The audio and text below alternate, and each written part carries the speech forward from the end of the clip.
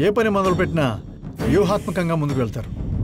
వీరికి కోపం ప్రధాన శత్రువు. మొక్కల్ని, కుక్కల్ని, ప్రకృతిని ప్రేమిస్తారు. ప్రేమను బాగా ఆస్వాదిస్తారు, ఆరాధిస్తారు. ప్రేమతో ఏదైనా సాధించలేకపోతే ఆ ప్రేమను తిరిగి పొందే వరకు శరీరం కోసం వెంపర్లాడే ఆత్మల పట్టు వదలని విక్రమార్కులై విజయం సిద్ధించే వరకు నిద్రపోరు. వీళ్ళు తమను ఆరాధించే వాళ్ళ బాగు కోసం ఎంత దూరమైనా వెళ్తారు. సింప్లిసిటీని వీళ్ళు బాగా ఇష్టపడతారు. వీళ్ళు ఎవరైనా ఇష్టపడితే అసలు వదలరు. ఇష్టపడకపోతే అస్సలు. Tell me mister Vikram, what's the problem?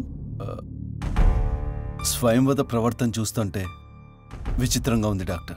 వస్తువుల్ని పగలగొట్టడం, పని మనిషిని కొట్టడం, అర్ధరాత్రి లేచి హర్రర్ సినిమాలు చూడడం, దీన్ని చూస్తుంటే నాకే భయంగా ఉంది. అవును సార్, నన్ను కూడా చాలాసార్లు భయపెట్టింది. మొన్న నేను వంట చేస్తుంటే వెనక నుండి వచ్చి నా చీరకి నిప్పంటించింది. ఏంటమ్మా స్వయంవద, అలా చేయడం తప్పు కదా?